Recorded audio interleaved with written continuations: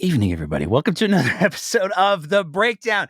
It's September 1st, 2024. We got us, oh boy, do we got us a show tonight. There's a reason it's called the WTAF special because, we came back after the summer break last weekend and we did our first live show in a while and we felt pretty good about it. Felt like we gotten things up to date.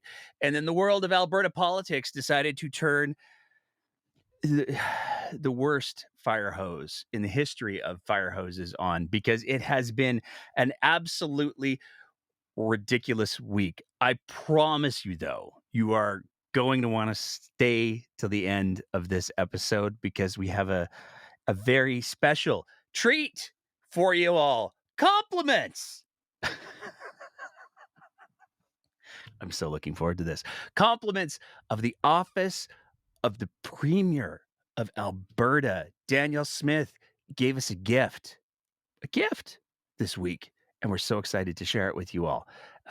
We even put together a very special closing credits outro thing because that's how special this gift from Danielle Smith was. So let's get into it because we got a lot of ground to cover. There's been some big stories in the last week. We're going to start with the fun stuff, and then we're going to work our way to the barrage of video clips that we need to sort our way through. But to start with, let's start with something fun. Let's start with something uplifting. Let's start by talking about, I don't know, maybe the David Parker. Let's talk about David Parker for a sec, because David Parker, he got fined. Now, there's a lot of people who have been looking at the whole TBA, Take Back Alberta, David Parker, didn't want to give up the records of his donors. Speculation runs rampant. Why? Who these big name donors are. He also didn't want to give up the contents of a bank account. Almost as if that bank account might in some way disclose, I don't know, I'm just speculating here, who funded Take Back Alberta from the start. Was there a vested interest? Was it, well, we'll talk about that. But reading from the story that was done by none other than the incomparable Johnny Wakefield at Issue Friday were the names of the donors who provided money to Take Back Alberta, as well as records for a Bank of Montreal account used by the group. Last month, Court of Queen's Bench Justice Jonathan Martin gave Parker until August 19th to turn over the documents or provide a formal statement explaining why he did not have access to them. Parker, as we know, did not meet that deadline. His lawyer, Leighton Gray, who is a name in Alberta politics for a long list of reasons, said Parker provided the names this last Friday morning. Justice Maureen McGuire said that while Parker turned over the donor records, he nonetheless failed to meet the terms of the previous court order. And this is where the penalties happen. Everybody was like, oh, David Parker's going to go to jail. But again, if you read the Election Act, there's not really a whole lot of latitude for that. So she imposed a $5,000 fine, as well as $2,900 in legal costs incurred by Elections Alberta. Now, it's really important to highlight that the issue of that Bank of Montreal account, the one that could potentially show who's been donating money from the very, very, very beginning before Take Back Alberta, was a registered third-party advertiser. That has not yet been resolved. Redmondson Parker maintains the BMO records exist, but they're not in his possession. Sometimes when you move, it's just you put a thing in a box, you don't know where the box went. The movers, because as many people have pointed out, David Parker, by many accounts, the rumor, the speculation, we asked him about it on the Twitter machine. He did not deny it. He's moved. He's moved out of Alberta. He's not just going to take back Alberta. Allegedly, he's going to be taking back Ontario and maybe all of Canada, which is weird because he's still advocating that Alberta separates from Canada. So I don't know. But that BMO account is going to be, it's going to be fascinating to see when those records, sometimes it just takes forever to open the boxes. Am I right? Because there's been a lot of rumors about who provided that money. If you go to the earliest iterations of the Take Back Alberta website, there was the Pacific Prosperity Network, which was tied to the founder of Lululemon, the yoga pants and shirts and a tiger magnet who apparently has more money than God. That network has been tied to him. There's been suggestions that maybe there were Alberta politicians. There's rumors circulating, and I need to be clear, these are only rumors. Rumors circulating, maybe it was Danielle Smith who initially provided the funds for Take Back Alberta. Who knows? We'll have to wait for the bank records, I guess. But speaking of the fight for freedom, we got to talk about Brendan Miller for a second. Brendan Miller is a complex dude. There's some things we gotta go over with the Brendan Miller situation. So, couple of different problems with Brendan Miller. Back in November of 2022, the good year of our Lord, 2022, on November 22nd, a date which shall forever live in infamy for more than one reason, Brendan Miller was kicked out of the Emergencies Act inquiry. So this was the inquiry that the federal government put forward to say, hey, did we do the Emergencies Act right, guys? You tell us. And everybody got to ask their questions. And Brendan Miller was a convoy lawyer who asked some questions. Well, he got kicked out of that hearing for talking over the commissioner on matters that were unrelated to what the commission was dealing with at the time. But there's more with the Brendan Miller situation, because during that same process, Mr. Miller was actually served with defamation notice. So he had alleged, citing no evidence whatsoever, apparently, that a individual had carried a Nazi flag in the midst of the Ottawa protests in the winter of 2022 so that photos would be taken and the protesters would be discredited. So you see, the Nazis in Ottawa, it was a false flag operation to discredit the convoy crowd. No evidence for that whatsoever, but Mr. Miller named the individual. Now, that was later resolved. He was served with the defamation notice, but the whole thing was settled out of court. And this is where the settlement statements get kind of fun, because when it was resolved, the way that it was explained from this article here, the parties have agreed to accept the ruling of Commissioner Rouleau as conclusive and final and put the issue behind them. Rouleau addressed the issue as part of his final report. He wrote that Miller's claims had been made with little foundation in evidence, and when Miller raised the claims with various members of the government and bureaucracy, those examinations elicited no evidence whatsoever to support the theory. So why is that significant? Well, because Brendan Miller of defamation settlement fame, and getting kicked out for talking over the commissioner, has just been appointed by Danielle Smith to be the this just hurts. He was appointed by Danielle Smith to be a board member of the Law Enforcement Review Board for a term to expire on August 27th, 2027. All with the twos. He got kicked out of court in 2022 on November 22nd, and now he gets to be on the Law Enforcement Review Board until August 27th, 2027. There's somebody who does numerology somewhere who's going to spend way too much time looking into that. But that's still, these are the fun stories. These are the light stories. The next one we got to talk about, I thought I wasn't going to get to say this name for a while. I thought that with the guilty verdict, that this individual would maybe take the lower profile route. But no, I get to say it. So our next story involves none other than Mark and Van Huigenbos. I know I'm saying it wrong. It's just so much fun to say it that way. Marco van Huigenbos made the news again this week because I'm getting my laughs now because I know that the last half of the show is going to be an absolute slog.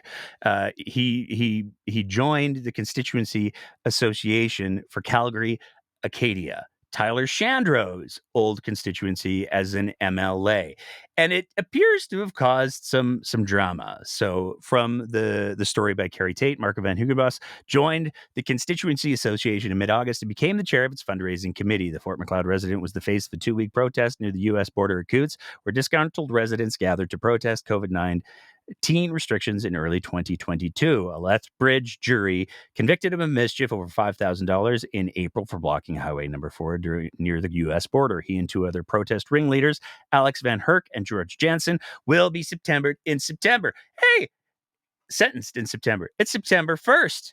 Order your cakes now, folks. There is a rule in the UCP Constitution for constituency associations that allows a constituency board to have on up to 5 people who don't live in that constituency. So to everybody who was like, oh my God, did Marco move to Calgary? No, reportedly, he did not move to Calgary. The constituency made use of this. Hey, we can have people from anywhere on our board. You know who we should choose? The convicted guy. The convicted guy who held an insurrection at the border where there were guys who had body armor and guns and who the judge has said believes that they were there to prepare for war, a shootout, something like that.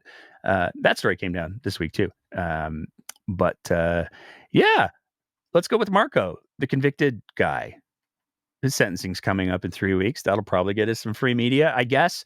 But where it gets interesting is on Tuesday, Tyler Shandro resigned from that board.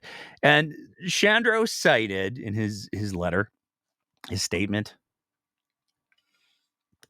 he cited work and family commitments. Now, there's probably no question that Shandro's going to be pretty busy, what with his role on the board of Covenant Healthcare and all. Oh, yeah, we're going to get to that too.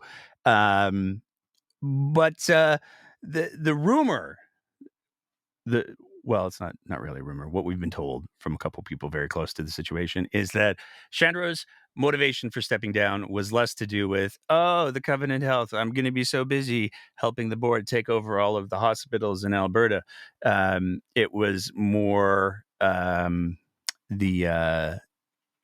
apparently there's some friction between him and Marco.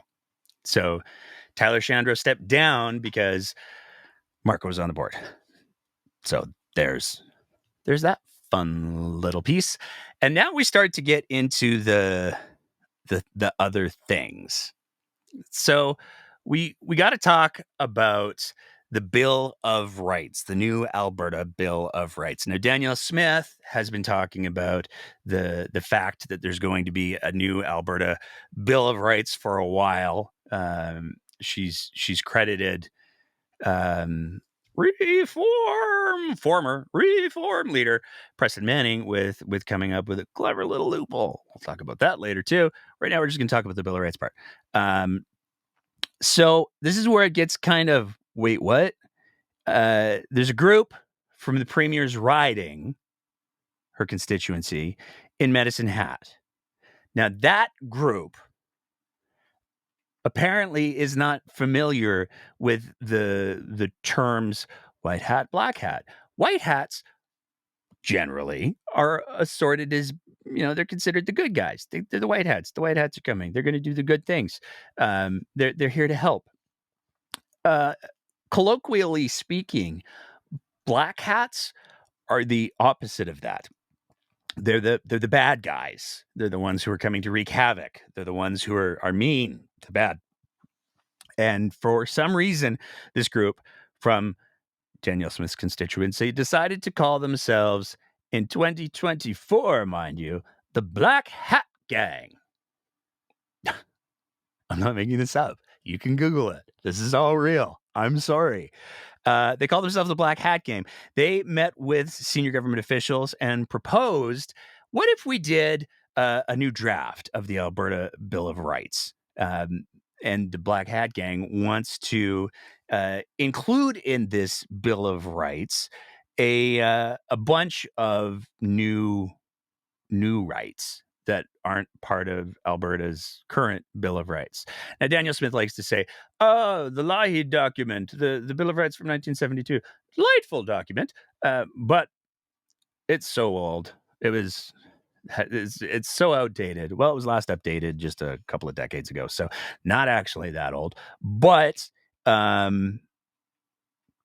this is important background to where we go next in this whole debacle, because on August 29th, 2024, the hard right pro-life news organization, who decided to just wear their bias out loud because they're literally called Life News. So, hey, I wonder what they like to talk about most. Do you think maybe it's abortion? I think maybe it's abortion. It's abortion. Um, they have a considerable bias, but they published a story, and their factualness is not great on the rating of the truth. They're scored as having a pretty high bias on the sites that score media biases. But there's some interesting things in this story that are worth highlighting. The first one is they haven't been forced to retract the story yet. So typically, when and we've seen this happen with this government. When CBC published a story that Danielle Smith didn't like, she said, "I'm going to sue you." The Western Standard has on a couple occasions, and one in just the last couple of months, published a story where Danielle Smith said, "Yeah, we're working with Western Standard to get that corrected because that's false." Life News hasn't retracted their story yet. And there's two paragraphs from the story that people should pay attention to. And there's some important things that we got to keep in mind as we go through some of these things. So the first paragraph that we want to draw your attention to is paragraph 1. This is the one that got everybody really upset because it claimed that in the new Alberta Bill of Rights was going to be the paragraph that said all living persons within Alberta have the God-given right to life. A living person includes all people at all stages of life, from conception, gestation in the womb, to birth, and throughout their life up until natural death. Keep that in mind. The other paragraph that's particularly interesting, there's 3 paragraphs we're going to take a look at here. The other paragraph that's particularly interesting is LifeSite News was provided a copy of a draft version of the Alberta Bill of Rights from a source who asked not to be named, but who is well connected with the ruling UCP. LifeSite News was able to confirm the authenticity of the draft of the bill through a second high-level source from within the UCP.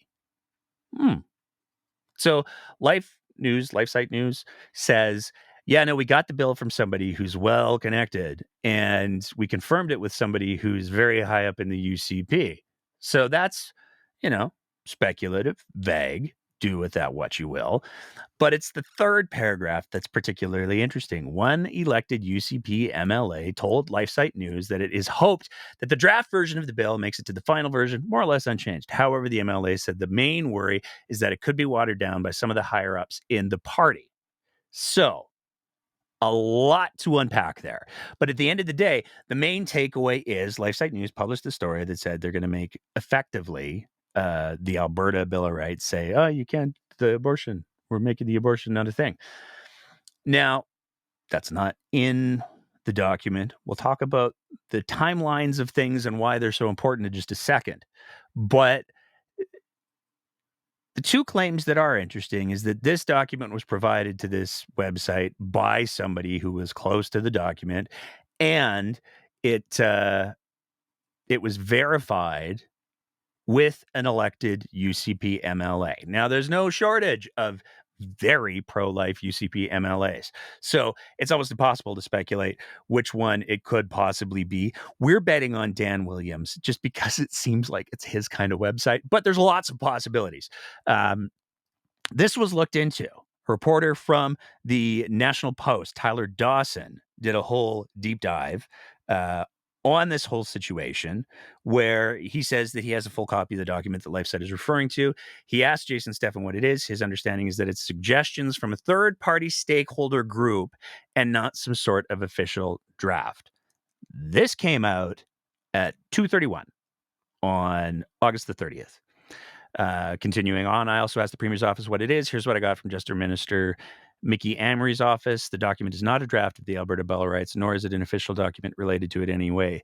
The amendment of the Bill of Rights will not impact women's reproductive rights. The amendments being considered will strengthen Alberta's individual and property rights, including an amendment to guarantee Albertans the right to accept or refuse a medical treatment. Now, again, we can spend all day talking about the fact that there is a tremendous amount of dissonance between the fact that the UCP want to introduce legislation to argue that you can't force someone to accept a medical treatment at the same time as they're going to be bringing in legislation to say, hey, what if we forced someone to accept a medical treatment against their will? And Danielle Smith has even said, hey, what if we did it and the all of the lawyers in the court said, oh, you can't do that. Well, then I guess I would just use the notwithstanding clause, which is unbelievably dissonant and wild. We played that clip in last week's episode. So if you don't believe me, go look at it. It's there. Now, the idea that this language had been removed from that proposed document was reinforced because just before 5 p.m., so we're talking a few hours later, there was an email that was sent out to all UCP members from Rob Smith. Rob Smith is the president of the UCP. He's the guy who likes to go to the tinfoil hat conventions that they hold quite regularly in Calgary Lougheed now.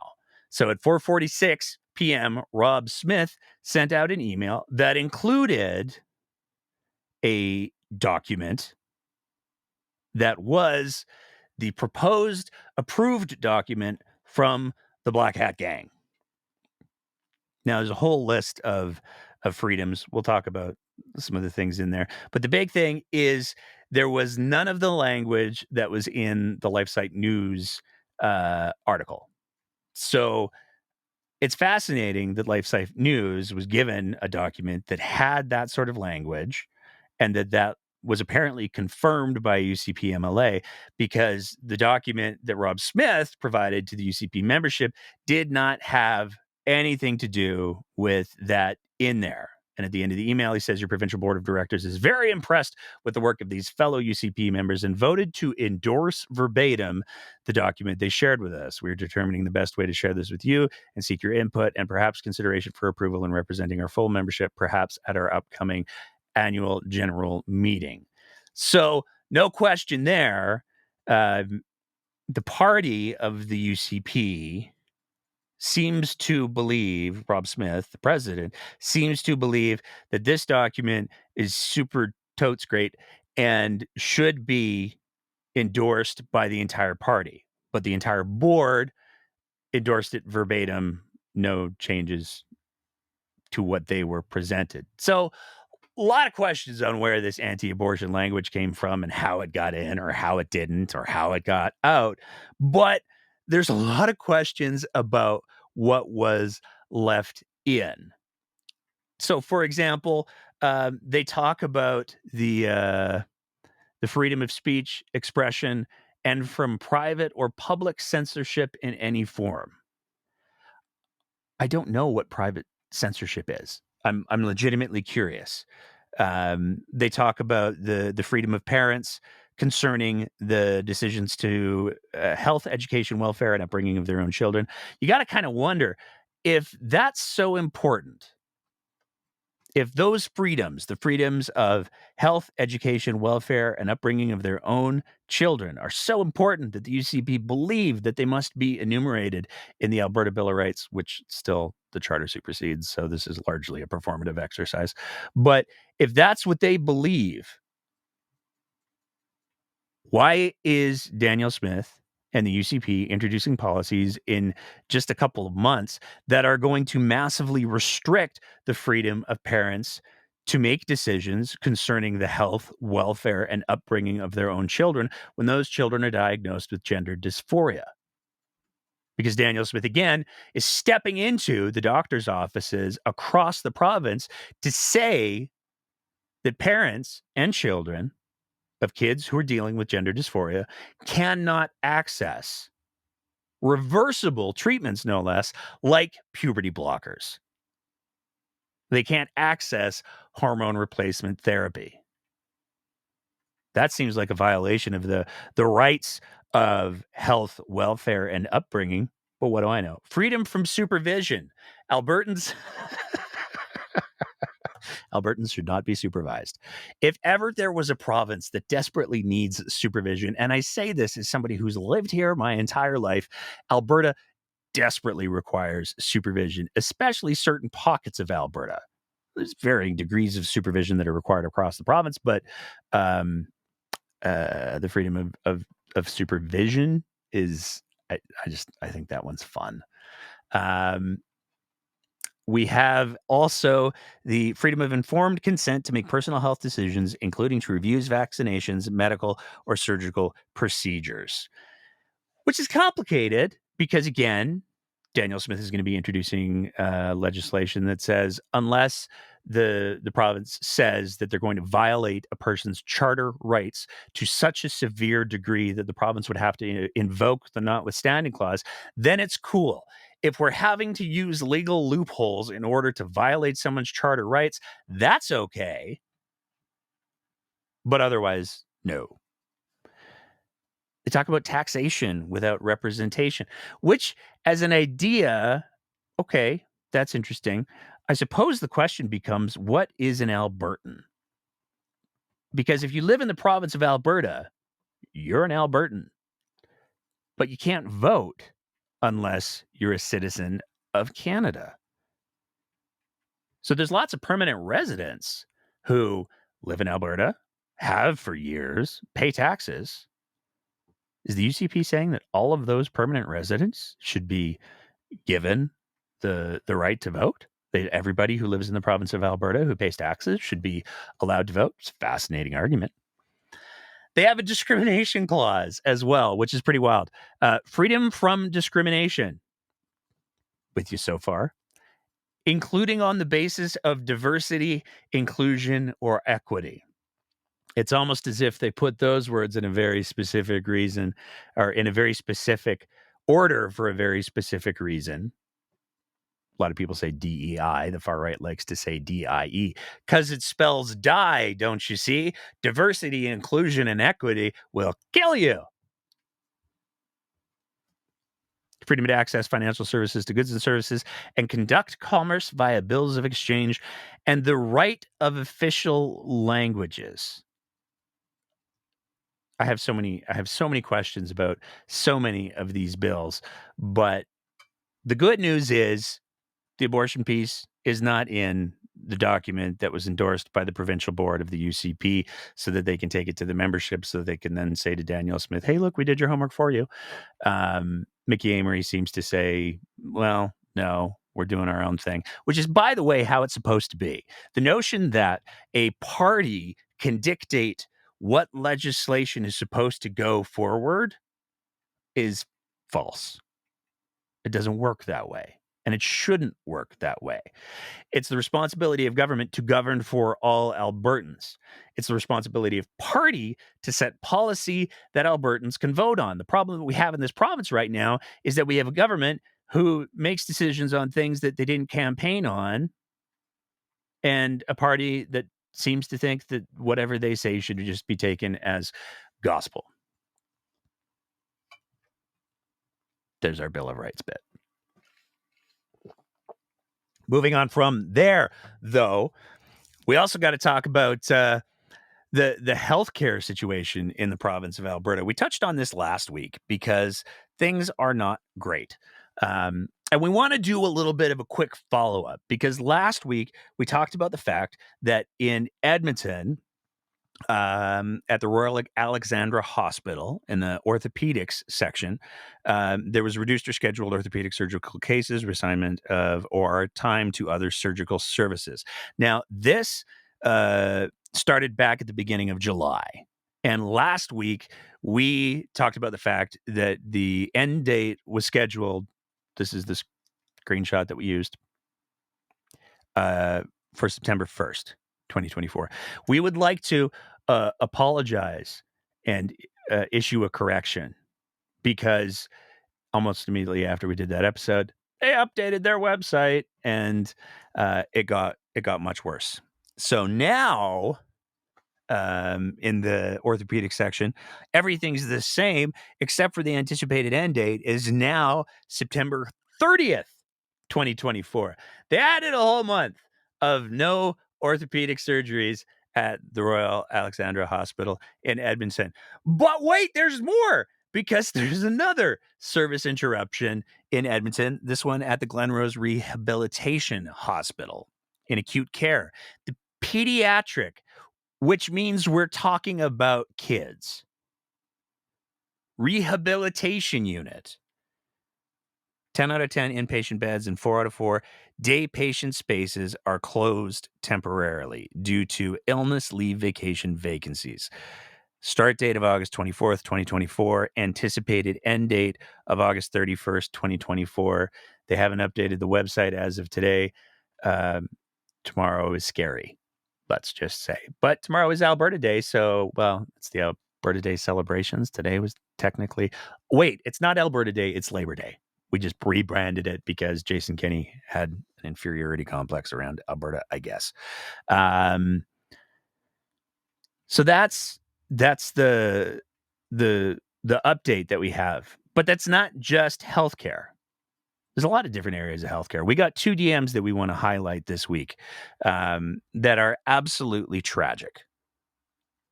The first one we got, ever since Danielle Smith, spelling, whatever, has cut care hours. Private long-term care homes have been cutting staff and cutting budgets. 2 healthcare aid rotations have been fully cut along with cutting working hours.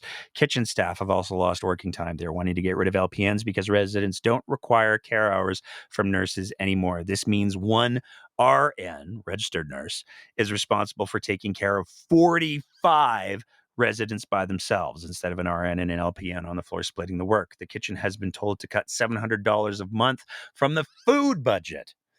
We also have a 30-year-old water and ice machine. It is broken down 4 times and they refuse to buy a new one. It's been broken for almost a month now. Staff in long-term care are breaking down and feel like we can't do enough because we don't have enough staff and resources to properly take care of our residents. It feels like we're taking part in elder abuse when we are just trying to do our jobs. Now, that in and of itself is absolutely horrifying. And you might think to yourself, the ice machine, every time I go to the Holiday Inn, the ice machine never seems to be working. I don't get to put the ice in my drinks. Oh, well. But ice in a facility for long-term care has a lot of different applications. Not just to making sure that the drinks are frosty fresh, but also in things like pain management, cold packs. There's lots of different things that ice get used for in long-term care facilities.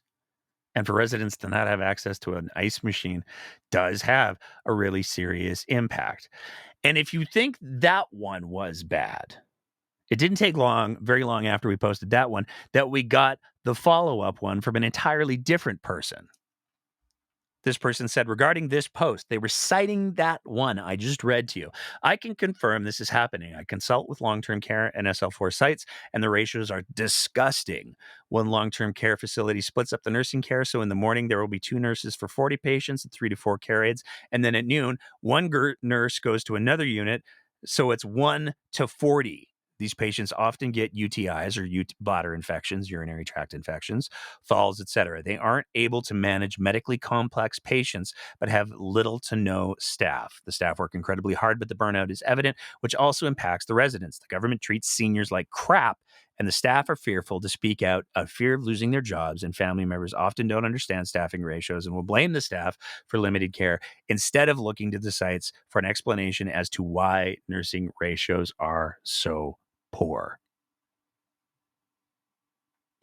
It's absolutely appalling. There is an expression that I've used many times on the show before. I'm going to use it again. The measure of any society is how they take care of their weak, their sick, and their old. And how we are allowing seniors to be taken care of in the province of Alberta is absolutely atrocious. And it's changes that, I mean, let's be clear, long-term care facilities have long been horror shows for a lot of different reasons. There's some really, really good ones. I'm not dumping on everybody, but there's also long-term care facilities that people who work in long-term care or work in healthcare know they wouldn't send their worst enemy to, let alone their family member, if given the choice. But the changes that the Smith government have made, that these DMs cite, did not do anything to improve the situation. They did something to make the situation exponentially worse. But that's not all that's been going on in healthcare lately. Recently came out in a tweet by the president of the Alberta Medical Association, Dr. Paul Parks. And this gets relevant. Interesting fact, Alberta is currently struggling with severe hospital overcrowding, and general internal medicine GIM teams are drowning. Covenant Health Hospitals in Edmonton, he's talking about, are the two sites that have capped services and are or at risk of losing their GIM services. Now, if you're wondering to yourself, oh, what does capped mean? Are they all wearing fancy hats? No. Capped means that they have stopped taking patients. They have simply said, we will not take any more patients. Thank you so much. And all of those patients that would be going to general internal medicine in the Covenant Health hospitals are being pushed over to Alberta Health Services, which is pretty significant because it's hard to imagine a hospital that just says, nope, we're full. But Covenant Healthcare in Edmonton is saying, nope, we're full. You're going to notice a bit of a theme as we go through the show with Covenant Health, because remember how I said Tyler Shando is going to be super busy because he's just been recently appointed to the board of Covenant Health? It's the same Covenant Health. This was followed up by a tweet, but from the Alberta Medical Association on August 30th, general internal medicine in the Edmonton zone has been completely overrun with no capacity for new patients. This is happening as we're heading into the Labor Day weekend with respiratory virus season just around the corner. We need urgent action.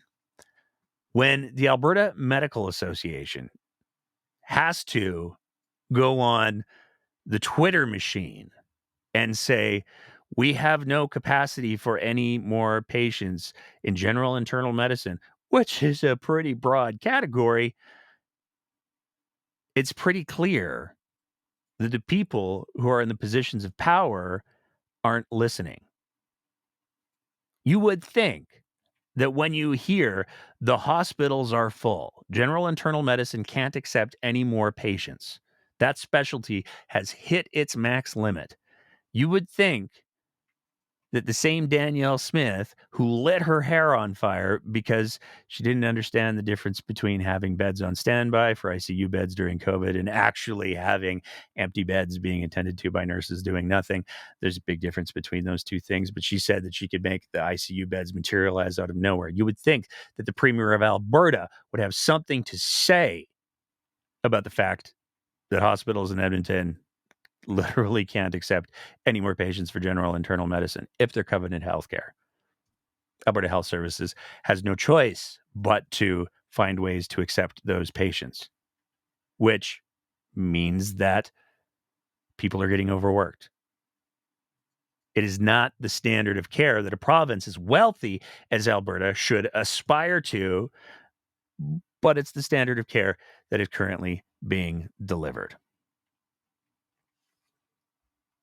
Moving on from there, We're going to talk about. Okay, so we got to talk about the town halls. Danielle Smith has been traveling the province, and she's been doing these town halls where she has been making all of the policy and legislative announcements that you would expect to see come out of as a press conference. But as you'll see a little bit later on in the show, press conferences have gotten a little bit uncomfortable. They have these days.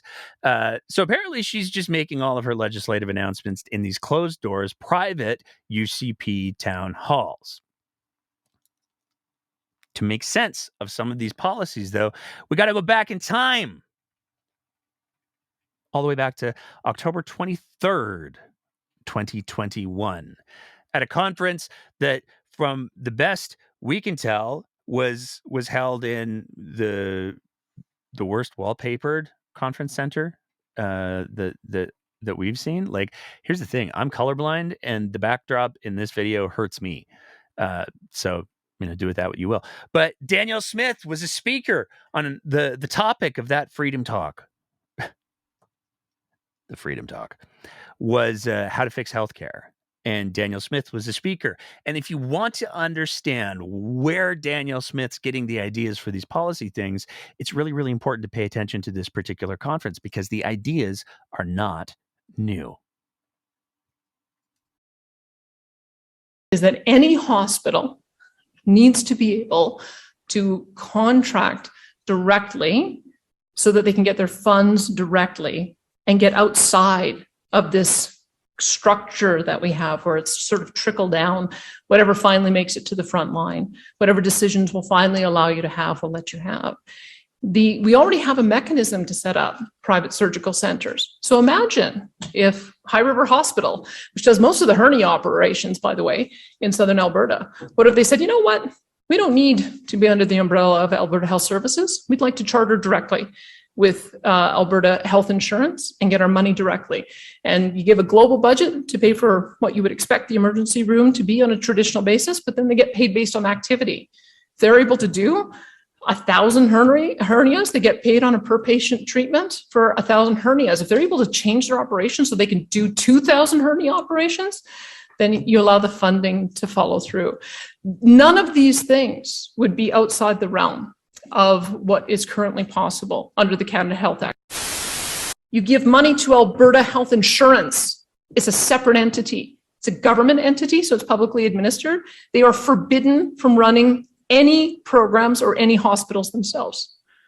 Alberta Health Services becomes the contractor. Sure, we can grandfather in their contracts for now, but then we would have the Alberta Health Quality Council do us an auditor function and tell us whether or not Alberta Health Services should continue running the Lougheed Hospital or the Rocky View Hospital or South Campus or any of the 100 hospitals that they currently run in majority in the province. And if they can't meet the terms that we want them to, we can do an RFP. And then the Alberta Health Insurance can give a different contract to a different group of doctors and a different group of patients and a different entity to run all of our hospitals. That is completely compliant with the Canada Health Act. It's a structure issue and it's a political will issue. And we've got neither of those, unfortunately, because I presented this to the health minister and they did not act on it. Now, you can say what you want about Danny, what she lacks in compassion or evidence-based policy, or a number of other things. She makes up for in political will. Oh, she's got the political will. She does. And a lot of people, this clip actually came up. Those clips came up during the election. And Danielle Smith was asked about those clips quite point blank at a press conference during the election. In that 2021 video where you talked about pathway to privatizing acute care and emergency hospitals. That's what you were talking about in that video. So you're saying this is not a messaging issue, that the NDP is lying. I'm hoping you can just clearly tell Albertans, if you would put up acute care hospitals operations, including emergency departments, to private bidders, is that something that you would consider, if elected, why or why not? Or are you saying you would only contract out surgeries specifically? We will contract out surgeries where it makes sense, and we will not privatize the hospitals that are under the umbrella of Alberta Health Services. Oh, the language there, right? The language that Danny uses. So careful, so precise. We will we will profitize the hell out of surgical things, but we're not gonna privatize any existing sites under Alberta Health Services. No, we're not gonna do that. Maybe the new ones though, because as we've seen in Airdrie, and we talked about this on the show multiple times before as well. We did a whole episode with an Airdronian who was quite concerned about the situation. The government of Alberta paid a group of doctors $85,000 of taxpayers' money to put together a business case saying, hey, what if we had a profitized primary care facility on the second floor of a building, but what if on the first floor of the building we had a for-profit, publicly funded urgent care? Now, an urgent care is an emergency room. It's just not an emergency room that admits people directly to the hospital because there's no hospital attached. It's kind of the easiest way to understand an urgent care is it's basically a standalone emergency room. Most urgent cares have the ability to do most of the same tests that an emergency room can do. But if they find something that says this person needs to be admitted to hospital, then that person gets transferred to a hospital that actually has the ability to admit them, which apparently isn't Covenant Care hospitals this weekend, I guess. But they put this $85,000 in the hand of doctors to say, what if you put together a business proposition that said, hey, on this, you're going to build this private for-profit, like all doctors' clinics are for the most part, private corporations that run primary care clinics. But on the main floor, you have this urgent care, for-profit, privately operated, funded by taxpayer dollars. So when Danny said, no existing Alberta Health Services, that's a very clever way to foreshadow without actually foreshadowing that they had this plan in the works. They were planning on rolling out urgent cares across the province. And they've said this about the model. If the model in Airdrie is successful, this is something that they would want to pursue, where private for-profit companies get funded by taxpayer dollars to deliver care in urgent care settings. And then there was this tweet this week. Albertans are grateful. This is from Danielle Smith. Albertans are grateful for their doctors, nurses, and frontline health professionals. I was at the Airdrie Urgent Care Centre today to continue to hear directly from these frontline folks on what they need actioned at the ground level so they can do their jobs and treat patients in a timely manner. And if you take a look at the doctor who's posing in two of those pictures, it's the same doctor who has been tasked with bringing a private, for-profit, taxpayer-funded, additional urgent care to Airdrie. Now, I'm not saying the doctor's a bad person. I want to be really, really clear about that. And it's entirely possible that this might be an act of desperation by this physician to try to get more primary care to Airdronians, because there's no question Airdrie, like everywhere else in the province, is dealing with a massive doctor shortage. But to piggyback in the urgent care piece is a massive departure from how emergency care has been provided in the province of Alberta. And the fact that Danielle Smith went shopping with $85,000 of taxpayers' money to try to make this a reality should give everybody some pause. And that brings us to the next piece. Because Danielle Smith, with her town halls, there's a couple that have been live streamed. There's a couple that have been leaked, some might say. And at a recent town hall in Drayton Valley, Danielle Smith had some very big thoughts about what she wanted to do with hospitals in Alberta. It's divided based on function. Primary care is going to be sort of a separate function. Assisted living is going to be a separate function. Mental health and addiction is a central separate function. And acute care is a separate function. We need Alberta Health Services to focus on delivering the best care in the 106 facilities they operate for us. They have been distracted trying to run everything else. So we're taking away all of their excuses. And I can tell you also that we're prepared to take away their authority to operate hospitals as well. In Lacrete, we're moving the hospital authority over to Covenant Health. Covenant Health has never closed down rural hospitals. And so why is it that Covenant Health is able to keep operating rooms and hospitals open 24 hours a day, but AHS can't? And it may well be that we just need different operators in the smaller communities so that we can get back to delivering that level of care. We're very open-minded about it. I want to give AHS every opportunity to succeed. But do know that our number one is making sure that you get your health care close to home. So that's the direction that we're going. The other aspect is that we're taking back the authority over the buildings that we build. So when we build a building, we hand it off to AHS and then we have no control over it afterwards. We've stopped that practice. Now, anytime we build a building, we're going to continue to own it as government, and we will lease it to an operator. Now, why is that important? Because if our operator isn't performing the services we need them to, we're going to take it back. Right. So that's the structure that we're setting up. The next phase is to see how many of those hospitals that AHS currently operates that we can retake ownership over. We can't do it for all of them, but that, I think, gives us, you have to have a user, when you're dealing with a monopoly, and they believe that they can deliver any type of care and there's no consequences, but if you're going to continue to deliver bad service. And competition is one option. That's why we're offering charter surgical centers or why we're offering Covenant. But the other is the fear of having it taken away. That's going to be a very powerful competitive incentive for the managers to say, oh my goodness, if we continue to deliver terrible care in Drayton Valley, then somebody else is going to be chosen as the operator. So just know, like, I know it's a slow process. We had to campaign on this to be able to get the authority from Albertans to go forward and make these changes. I think Albertans are giving us the benefit of the doubt that things are going to get better, but my goodness, it takes time to do it. So, first of all, let's be clear. As we played in the clip from the election, no, you didn't campaign on this. That's a lie.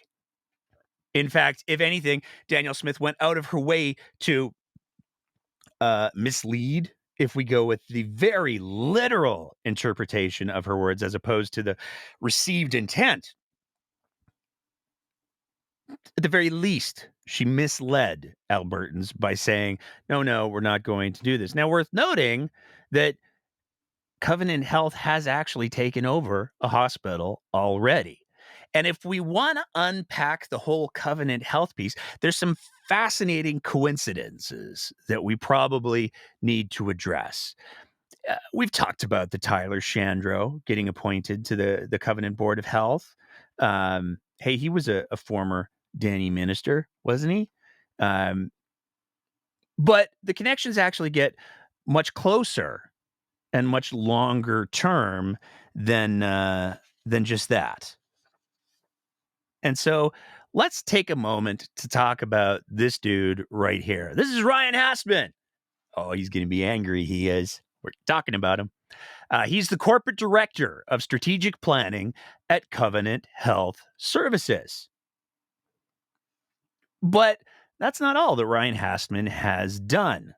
When we take a look at what his recent history, and let's go with recent. We'll get to the long term in a sec. When we take a look at his recent history, he was just recently appointed to the board of directors for the the board of directors for the University of Alberta. This was on June 6th, 2024. But his relationship goes back a little bit farther. Government of Alberta, according to his LinkedIn, he was the chief of staff initially, starting in July of 2021, he was the chief of staff to the Minister of Transportation, Raj Ansani. on October of 2022 to January of 2023. He was the Director of Policy Coordination for the Office of the Premier of Alberta. He left that gig to go work at Covenant. Prior to that, he was the Deputy Executive Director of the UCP Government Caucus. And prior to that, he was Chief of Staff to Rajan Sawhney again, as the Minister of Community and Social Services. So we have somebody who was Chief of Staff, and then he was the Deputy Executive Director for Caucus. Then he was Chief of Staff again. Then he was the Director of Policy Coordination to the Office of the Premier of Alberta. We are talking about Danielle Smith here. Then he gets a gig at Covenant Health as the Corporate Director of Strategic Planning at Covenant Health. What a wild set of coincidences. But the coincidences don't stop there, because if you go to this article here, we got to go way back. This is going all the way back, April 22nd, 2012. And the headline is Alberta election 2012, Tim Harper, Wild Rose leader Danielle Smith, scary or shrewd. And you see there's a picture of oh wait, that's not Danielle Smith. That's Alison Redford. It was so hard to tell the difference because of all of the entitlements and abuses of power. They basically look like the same person now. From this article, though, this article talks about how Danielle Smith is bringing in a new team. They're young, they're peppy. Reading from the article, the new team, the kids under 35 are Ryan Sparrow, Brock Harrison. That's a name that's familiar in Alberta politics. William McBeath of True North fame.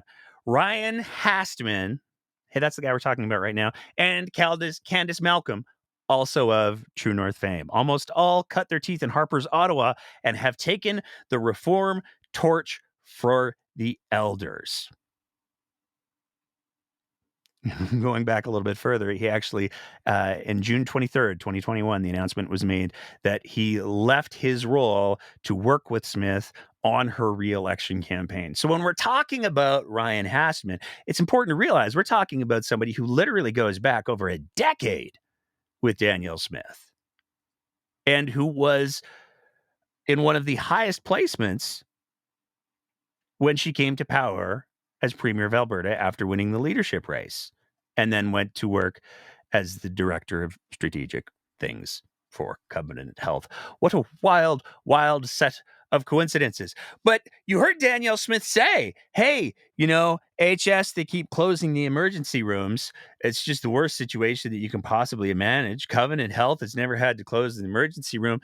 And I know that I give this account shout outs all the time, but they're just so awesome with the receipts. So always. So if you don't follow Disordered YYC on the Twitter machine, you should go and do that right now, because they are consistently so on the ball. It's ridiculous. Didn't take long for Disordered YYC to show up with the receipts showing multiple, let's count together, 1, 2, 3, 4, 5, 6, 7, 8 closures of the Covenant Health emergency room in, and I wish I was making this up, the town of Killam. Covenant Health closed their emergency rooms. Killam. But that's not the only place the Covenant closed health, because Disordered also was able to find multiple examples of healthcare closures in Bonnyville. We got 6 news stories here talking about emergency room closures of the Covenant emergency room in Bonnyville. So when Danielle Smith says, "Oh, the Covenant folks, they've never had to close an emergency department," she's lying. It is so wild to me that multiple times during a show, I can say Danielle Smith is lying to you with no fear of any legal repercussions, because it's demonstrably true. Danielle Smith lies to Albertans all the time with alarming frequency for a premier of a province. It's mind-blowing. So, just to be clear, good long-term relationship with the strategic director for Covenant Health. Covenant Health does close their ERs. They have been capping their ERs, and that's the thing. Let's go back again to that tweet from the president of the Alberta Medical Association. And it's really, I want to be really clear here. I don't think that any level-headed person could look at this tweet and go, oh, this is Dr. Paul Parks dunking on the physicians or the healthcare workers who work at Covenant. That is absolutely not what's happening here. Okay? I want to be really clear about that. But again, interesting fact, Alberta is currently struggling with severe hospital overcrowding, and general internal medicine teams are drowning. Covenant Health hospitals are the two sites that have capped services and or at risk of losing their GIM services, general internal medicine services. So Danielle Smith wants to move in the same people who are closing emergency departments. AHS is closing emergency departments too, for the same reasons, staffing shortages. It's almost as if the problem has nothing to do with, when it comes to closing emergency departments, mismanagement, but more, there's not enough healthcare workers and physicians, because both organizations share the same problem. But Covenant has the benefit of being able to say, yeah, we're full. We're not going to take any more. They're literally turning people away to AHS. And that's the organization that is turning people away and pushing them to Alberta Health Services. That's the organization that Danielle Smith wants to put in charge of more hospitals, it seems. And it's not like Covenant isn't without their history of scandals. Back in 2012, there was a scandal because Albertans were paying liquor tabs for health executives with Covenant Health. Covenant Health bosses bought expensive bottles of wine, meals at taxpayers' expense. This is the kind of thing that Danielle Smith criticized the PC government for. But apparently, that's exactly the kind of thing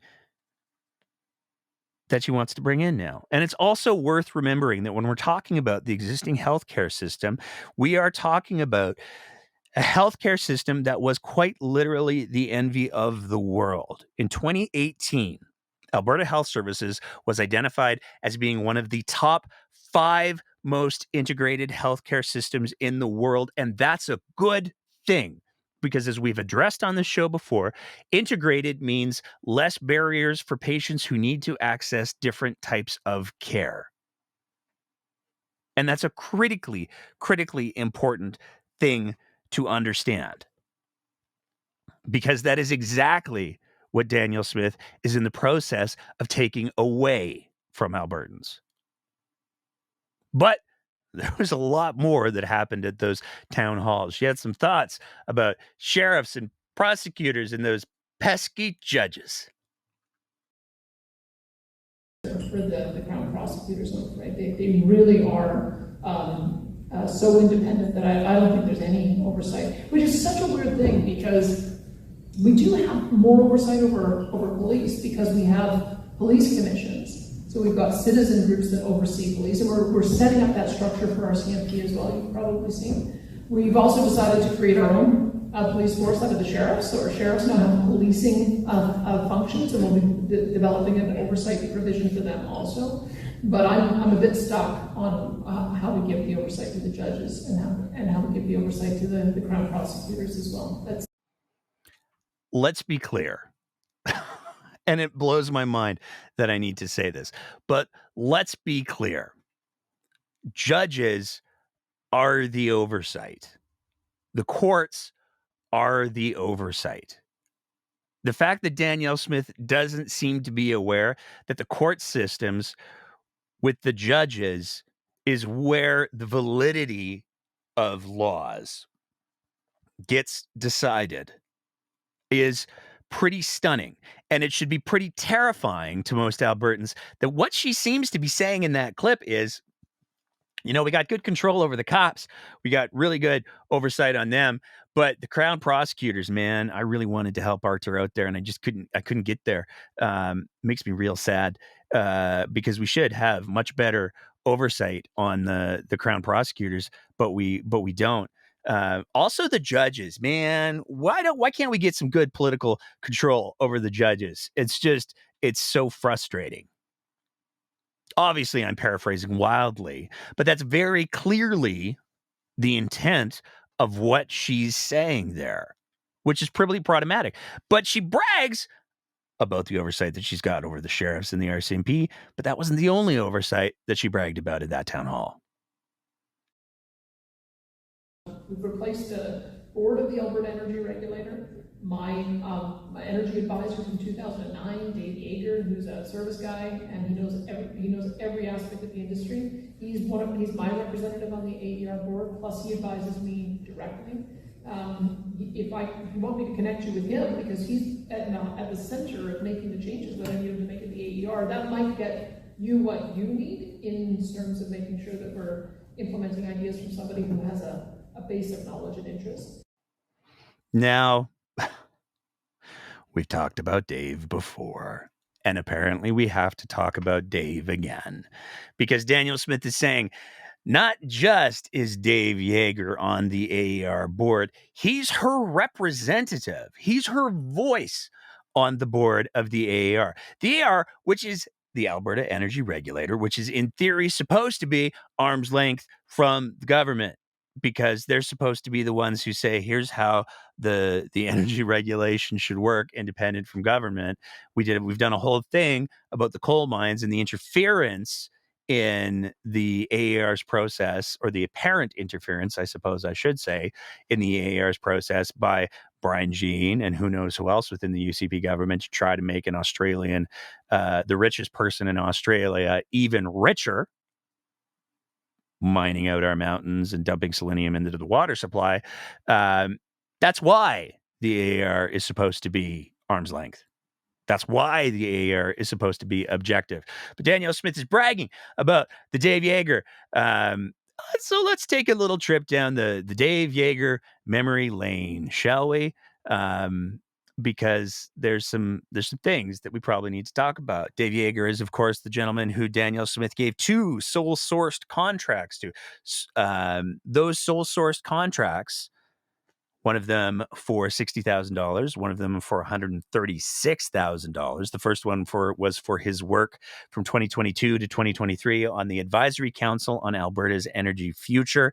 The next one was for the vaguely worded professional services. And for that one, he got $136,000. Now, of course, it's also important to remember that Dave Yeager, by his own words, is the person who brought Danielle Smith into his Wild Rose. We've referenced this LinkedIn post a few times where he opens with, I met Danielle Smith 14 years ago when we asked her to consider becoming leader of the Wild Rose Party. He then talks about how he mentored her and talked about how she learned so much, how they talked about the absurdity of fossil fuel subsidy allegations, all the baloney behind Build Back Better, Just Transition, and Resilient Recovery. Dave's a big Danny fan, maybe because Dave ran for Danny in 2012 as the Wild Rose candidate against the progressive conservative candidate at the time, Jason Luan, in Calgary Hawkwood. So Dave Yeager and Danny go way back. But Dave's not only been making mad bank from the sole source contracts, he's got a lucrative little writing side gig as well, because he did quite a few articles for the Canadian Energy Centre, the Alberta, the Canadian War Room. Those Bigfoots, we must get them under control. He wrote multiple articles that presumably he got paid for, again, out of the taxpayers' money, writing for the Canadian Energy Centre. And this is where we're going to take a little detour, because we took a look at we were looking for the sole source contracts because we knew they were in there, but we wanted fresh screenshots. And we wanted to see if Dave had gotten any other sole source contracts. Now, the sole source contracts haven't been updated in a little while, but there are some pertinent ones that kind of jumped out at us. And we couldn't immediately put our finger on why, but we want to share those sole source contracts because per executive council, this is Danielle Smith's office, she's given a contract to a Cody Siona. Sorry if I'm saying your name wrong, Cody. Cody got $111,000. Steve Rennick got $425,568, and Uremco Energy Consulting Limited got $425,568 as well. So this is almost $1 million in contracts. What are all three of these contracts for? They're for the continuation of energy development and advocacy work and developing of the Alberta Energy Information Portal. And that's what made us go, that's why those names are familiar, because if you go to an old copy of the Canadian Energy Centre, the management of the Canadian Energy Centre was Steve Rennick, Deborah Uremko, and Cody Siona. So they have one employee and they have two managers. So good work if you can get it, I guess. But there's more. There's always more. Because we also saw Danielle Smith had some relevant comments that are directly related when she went on Your Province, Your Premier last weekend. And because of the fire hose that we had going into last weekend show, we didn't get a chance to pull all of these. We took some time. We went through the Your Province, Your Premier, and some of these are definitely very relevant to the conversation we're having right now. We have to get our hospitals focused on hospital care. They shouldn't be focused on mental health and addiction or homelessness or people who should be in assisted living or long-term care. And that's how we're separating the system, is that we want Alberta Health Services to be laser focused on delivering efficient, effective emergency care and efficient, effective surgeries. And they can't do that until we start creating other authorities to take all of those other things off their plate. That work is just beginning, and we'll begin to see more progress in the next year. So if you needed bigger proof as to the fact that Danielle Smith doesn't seem to have the slightest understanding of why an integrated system is so important and why it is so impressive that in 2018 AHS got the award, was recognized for being one of the top 5 most integrated healthcare systems in the world. It's because hospitals are not single problem facilities. And the reason why hospitals aren't single problem facilities is because more often than not, patients are not single problem patients. Danielle Smith's understanding of hospital care seems to be limited to, I cut my finger while I was cooking and I need some stitches. But the fact that she thinks hospitals shouldn't have to deal with homeless people is pretty mind-blowing, especially given the fact that we're heading back into the winter season. And one of the common reasons why houseless and homeless people access the healthcare system is because of injuries that they get that are related to the environment. And you cannot separate the fact that somebody has gangrene or trench foot or frostbite from the fact they have those injuries because they're homeless or houseless. And you can't separate the fact that they may also be dealing with issues of mental health. They may also be dealing with issues of substance use.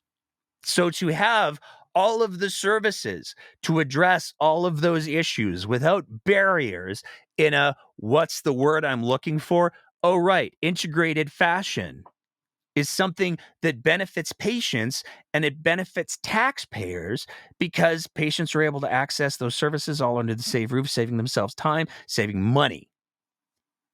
To break that system up only creates more barriers. But the notion that patients, the vast majority of patients, are accessing hospitals only because of one problem is either profoundly misinformed, profoundly naive, or deliberately misleading. And none of those options are great choices for the premier of a province. But that's not all she had to say about hospitals and healthcare. different categories of patients that you have to look at who have different needs. It all comes down to, are you of sound mind and of an age that you can make your own decisions? And so that's part of how we're looking at issues of surgery when it comes to minors, is they have to be old enough to understand the consequences of their decisions. And if they aren't old enough, then their parents make the decisions on their behalf. That's sort of a time-worn practice that we've had in our society, that parents are the ones who make decisions on behalf of their minor children. So that's one. The second one, though, is being of sound mind is really important. I mean, I've talked to former addicts, and one of the things they will tell me is the next thing that they care about is where they're going to get their next fix of. And that is not somebody who is in a position, especially if they are consistently overdosing, to be able to make these kinds of decisions on their behalf. Same with somebody who's mentally ill and has a break with reality. They're not of a sound mind in order to be able to make their own decisions. So they have to be stabilized so that we can get them to a point where we can restore their individual agency. And that's also, we've done that in the past. What we've discovered with fentanyl in particular is the kind of addiction this is very hard to get off of. And as we're looking at some of the repeat overdose patients, there was one individual who overdosed and went to hospital 186 times last year. Like, at some point, you've got to say this is a person who's not able to make their own independent decisions. They're not able to support themselves financially. Sometimes that leads to criminality in order to be able to support an addiction like that. And we've got to get those people help. We can't just watch them slowly kill themselves. So that's how we're looking at it. And we'll have the robust discussion when the compassionate care legislation comes forward in the fall. We'll get feedback and hopefully we'll get the calibration right on that. Now, there's obviously a lot to unpack in that clip. The fact that Danielle Smith is, again, it blows my mind that she's able to hold these two competing thoughts in her head at the same time, where she says, hey, you know what? We got to have the ability to tell people what treatment they need to accept and how to accept it, even though statistically that treatment doesn't work and carries a much higher mortality rate than if they access treatment on their own. We should force people to do that. But I want to go to the beginning of the clip because she's so close to getting it that it hurts. She talks about you have to be in the right frame of mind. You know, you have to be able to understand your decisions. That's what you have to be able to do. If you don't understand your decisions, how can you make the decisions? This is why we're saying that the treatment of minors with the gender dysphoria, those kids, they're too young. They can't get it. They can carry babies to term and stuff, but when it comes to making decisions about their reproductive health that maybe make some people feel a little icky, they can't make those decisions. No, we have to rely on the parents. It's a time-honored tradition, protecting that parental choice. That's the choice you're taking away, Danny. She's so close. She's so close. But by barring, and again, we've had conversations on the show with physicians who provide gender-affirming care, and they're very, very clear that except in extreme circumstances, when kids who are in the early stages of puberty come in, that conversation best happens when it happens with the teen who is navigating the gender dysphoria and the parents. And more often than not, those decisions are made as a team between the parents and the teen and the physician. Danielle Smith is taking that away by removing the ability of kids to access puberty blockers. She's also taking that away by removing the ability of parents and kids to access hormone replacement therapy. She's taking all of that away. But she can say, parents need to be able to make the decisions because kids can't make the decisions on their own. If Danny's logic was to hold that kids don't know what they want, then if a child says, I'm hungry or I'm thirsty, that information is meaningless because it only matters what the parents say. And apparently, in Danny's universe, you can only give the kid the food and the drink that she approves of. But we have one more clip from your province, your premier. Before we do, though, there's one little thing that we want to highlight really quickly, because harm reduction.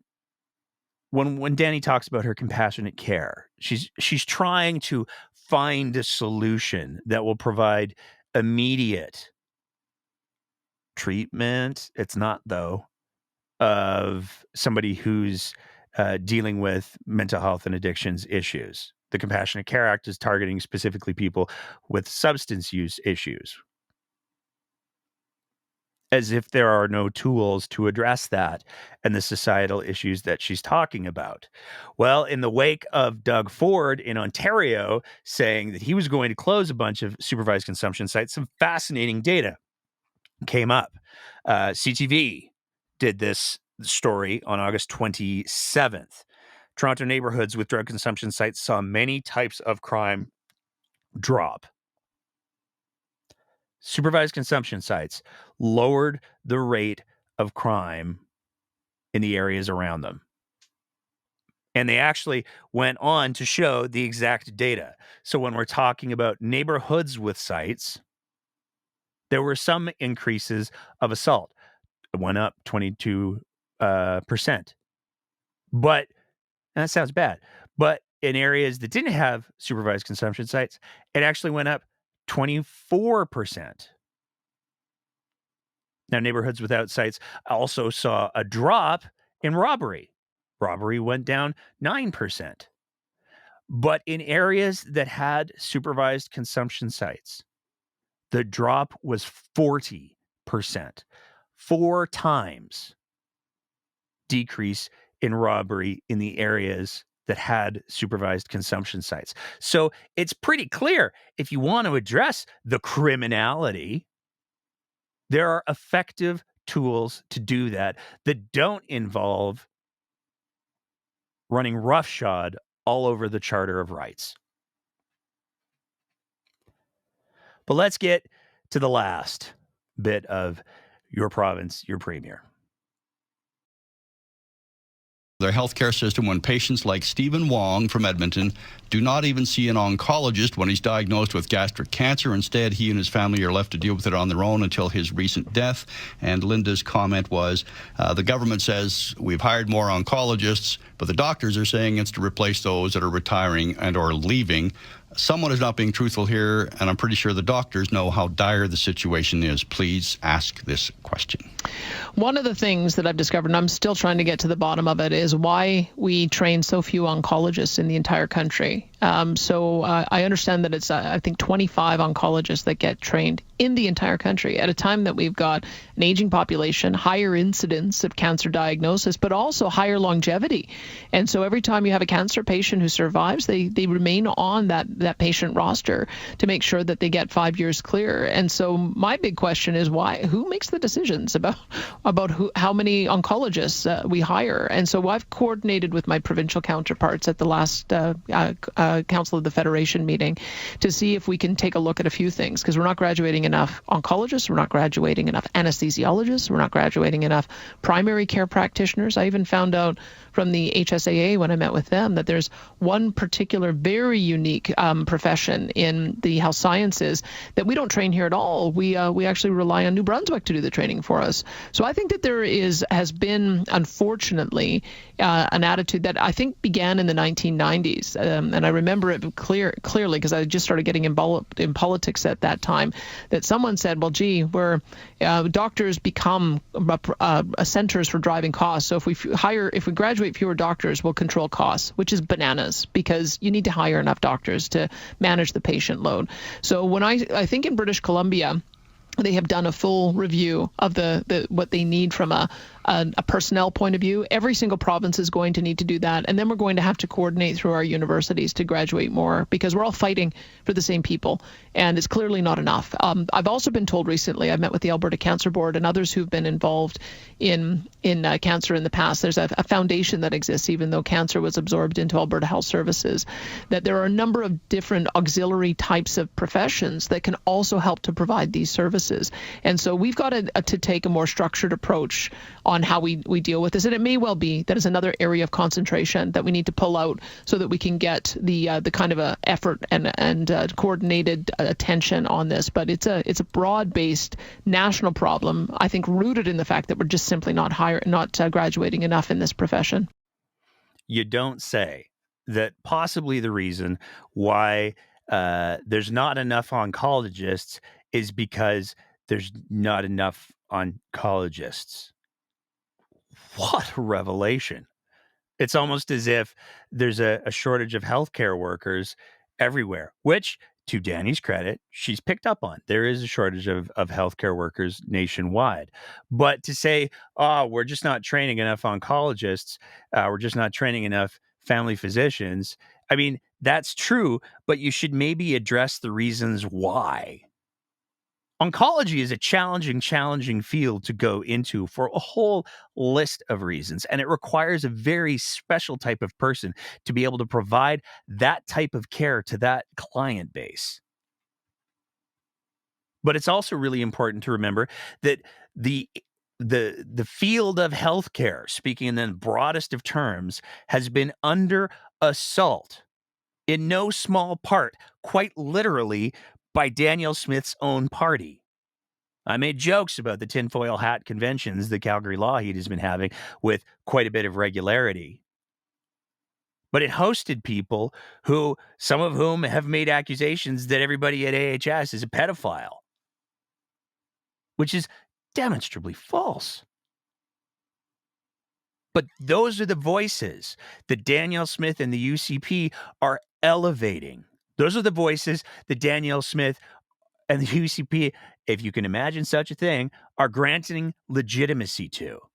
So it's no surprise that there's a lot of people who are looking at the situation in healthcare, which many people argue a lot of healthcare professionals are grossly underpaid.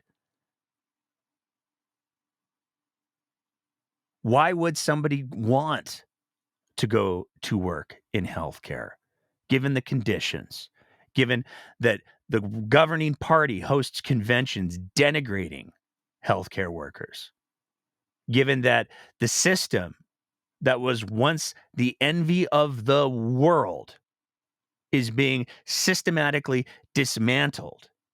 And it's not just Alberta that this is happening in. There are healthcare reforms that are setting healthcare back decades, if not centuries. Why would anybody want to go work in that environment? Maybe addressing those problems would get more people interested in working in healthcare, get more people interested in working in oncology, as opposed to seeing people burning out and leaving, as Dr. Paul Parks and the AMA have been trying to highlight desperately for the last several weeks, the last several months, and the last several years. Moving on from there. And we're getting, I know this is a long one. Like I said, this is the WTF AF version. We got to talk about the presser. So to start with, there was an economic update for the province of Alberta that happened a couple days ago. And it was something to behold for a whole list of different reasons. The Minister of Finance, Nate Horner, pictured here, not in an Oilers jersey. I don't know why. We missed that joke. We should have just pasted it on there. I'm sure there's probably a picture of him in an Oilers jersey anyways. He came out and he announced that the province of Alberta, great news, everybody, we've got a surplus. The surplus is increased by $2.6 billion. That sounds really, really great until he explains that it's actually not. It's not a real surplus. And calculations, we forecast we will be left with no surplus cash at the end of 24-25 and are in fact forecasting to take on additional borrowing. So we have a surplus at the start of the year. We're not going to have a surplus by the end of the year, and we're going to have to go deeper into debt because fiscal conservatism. In the press conference, he called it an accounting surplus. So you might think that that would be the big story. But there were two other really, really fun stories. And one of them has to do with the whole sheriff's conversation. Remember the clip that we played earlier where Danielle Smith was talking about the sheriffs and how she's gotten greater autonomy? I remember last week when we played a clip when she talked about making the sheriffs the provincial police force. Well, Mr. Horner was asked about that. Alberta sheriffs are to have a larger role in policing, perhaps becoming the provincial police force. As a senior cabinet member, what do you think about that? Well, I think public safety minister has made clear that he thinks the sheriffs can play a bigger role. I think they see them as filling gaps that exist on the landscape currently. What that becomes, I think it's kind of a wait and see. I have many rural communities that are served by the RCMP, but there's certainly gaps. I think we hear that. We hear that from municipalities that have taken the minister up on his grant to explore what their needs are. So I think it'll organically maybe show us that there's gaps that need to be filled, but no decisions have been made that I'm aware of. You have a follow-up, Sean? Yeah, so a report for government found that it's going to cost a lot more money to go with an Alberta Provincial Police over the RCMP.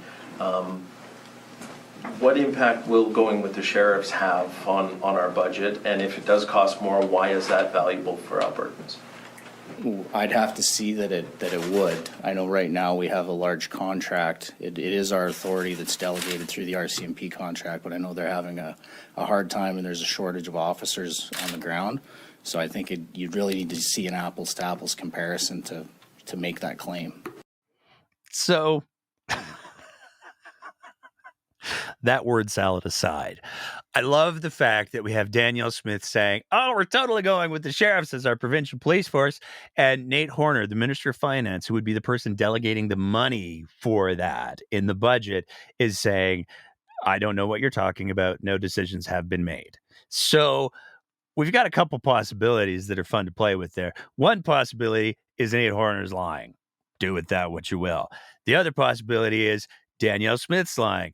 Do with that what you will. But the one thing that's for sure is that this cabinet does not seem to be on the same page on the fact that doing a provincial police force will cost Albertans more money, but also the fact that we're doing it or we're not doing it, or I don't know. But that was not the reason why we're talking about this presser. Let's go with the first clip. Games with MH Care, Samrish. I'm wondering which games you went to and how many. I did attend two Oilers games with MH Care. I went to a game in the first round and a game in the third. I don't have the exact dates on me, but it's was all within the rules and will be disclosed on my ethics commissioner statement. You have a follow-up? Yep, thank you. Thank you very much for answering that, Minister. It's been tricky getting ministers to answer that question. We can't get answers out of the Premier's office. It will never be public what games staff went to under the current rules. Do you think that the current rules need to be revised? The rules were just revised. I can't speculate on. But do you believe the current version of these rules is adequate? Now that we've, in retrospect, after the past couple months and seeing the resistance from this government to disclose who went to games and who hosted, do you think that the rules are serving Albertans? Does this feel like resistance? Yes, I've been trying to get a hold of you for 2 months. You hung up on me once, Minister. I've been trying to get a hold of you. I've been emailing you. We've reached out repeatedly to the Premier's office without answer. Do you believe, are you comfortable with the current version of these rules guarding your conflicts of interest? Yes. Okay. Thank you, Carrie. Next question. Okay, so MH Care, let's get into it. Because when we're talking about MH Care, we're talking about a company that has facilitated the purchasing of a lot of healthcare stuffs in the province of Alberta. One of the things that they facilitated was going back to the early days of the pandemic, the Vanch masks that many healthcare workers complained about as being very, very bad, giving them rashes, smelling really badly to the point where they were unwearable. Those masks were brought to you, compliments of MH Care. But MH Care was also most recently in the news because they're the ones who facilitated the Turkish Tylenot, that $85 to $100 million of taxpayers' money that went towards buying less than $10,000 of actually delivered children's medicine, 10,000 bottles of actually delivered children's medicine that had to be discontinued because it was clogging the feeding tubes of infants in the NICU, the same product that didn't meet the labeling requirements to be able to sell it to the rest of the provinces, which the whole point was to sell the huge surplus to the rest of the provinces. This is a tens of millions of dollars deal of taxpayers' money flushed down the drain. And Danielle Smith has been very clear. We paid the full amount. There was a premium, as she likes to say, on the deal because it was such an unconventional way of ordering children's Tylenol for a shortage that was going to be resolved in weeks anyways. So that whole debacle, we will be going through step by step in a later episode. But that's the MH Care that we're talking about. The owner, the big guy behind MH Care is a guy named Sam Mraish. And so you have ministers, allegedly a bunch of staffers, attending Skybox hockey games provided by, including playoff games, provided by MH Care. So the story is that there was an owner's box that staffers and ministers and MLAs could avail themselves of. And somehow you have Nate Horner here saying, it's not a conflict at all. Just because we flushed tens of millions of dollars of taxpayers' money directly into this guy's pocket, that doesn't mean that we shouldn't be able to go to his elite Skybox games during playoffs. There's nothing to see here, silly reporters. It's also important to highlight that Nate Horner is technically correct in that at the end of the year, all MLAs and ministers will have to report the gifts that they received to the ethics commissioner. It's also important to highlight that staffers do not have the same requirements. And in fact, any gifts over $500 that staffers receive have to be approved by the previous chief of staff, who's also a staffer. So he approves his own gifts. No conflict here. Everything's fine with the big changes that Danielle Smith made. But it's also fun that he said, we just revised the rules. It's as if somebody broke a thing and when asked, hey, are you going to fix that? They go, no, I'm just going to leave it laying there because if I try to do something else, I'll just break it more. But the press conference went on. On that, what members of your staff attended those games? None that I'm aware of. Can you tell us at those games, were there staff members in the Premier's office? Like, who was there besides you? I can't comment, folks. I know, as the Premier said, every minister is responsible for themselves, and they have to make sure that they're disclosing through the ethics commissioner, which I have done and will do. And why can't you? If you guys did nothing wrong, then why can't you tell us? Did do nothing wrong. That's why I just told you. No, but we're asking you, who else was there at those games? And now you're telling us that it's up to individual ministers to tell us that. If you did nothing wrong, and if these guys did nothing wrong, I think that we would be hearing more about this. So can you tell us who was in the room with you? Who was in that box with you at those games? I can only speak for myself, Ms. Bellefontaine. I was invited to go to the game, went, cheered on the Oilers, and it'll be on my ethics disclosure. Thank you. Next question. Oh, did you catch it? Did you catch it? That little change in the story that happened right there. It gets to be really, really relevant later because he said, I was asked to go to the game and I went, even though he's already disclosed that he went to 2 games very early in the press conference. He was very quick to say, I went to 2 games, but he's trying to move the goalpost. You see, he's trying to say, I only went to 1 game. What are you going to do? And he's refusing to identify who else from the UCP government, whether ministers or MLAs or staffers, were there with him at the game.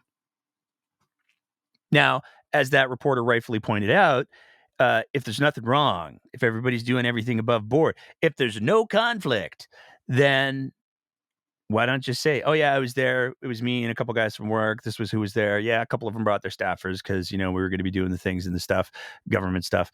But that's no big deal. Rather than saying that, he's like, oh, no. Individual ministers, and no one speaks for the staffers. But it got worse.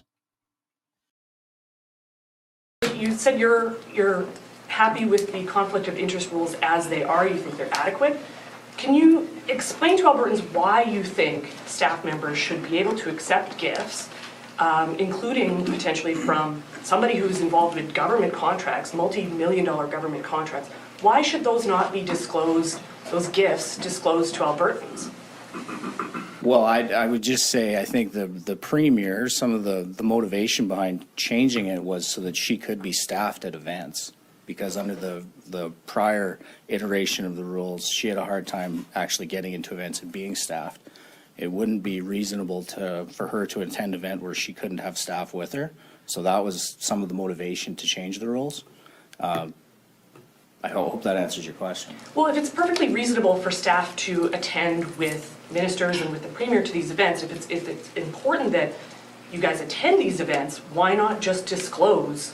Why not disclose it? Like, that's the ultimate question that I don't understand why the reason, what the reasoning is behind not disclosing that. If there's nothing wrong with it, why not disclose it proactively? Well, it's a conversation that I guess we're having here. If there's more changes that need to be made, I'm sure they'll take that into consideration. Thank you. We'll go to the phones. You're the senior cabinet We'll come back minister. to the floor after some questions from the phone. Operator, can you please put through our first caller? There's it's just, we're getting to the good part because you can kind of feel it. The tension in the air a little bit there. It's starting to build. But it's fascinating how he was quick to be like, look, before the rules said that the premier couldn't go to these expensive Skybox elite events. The rules said that there was a conflict of interest that existed if the premier went to those. That's no fun.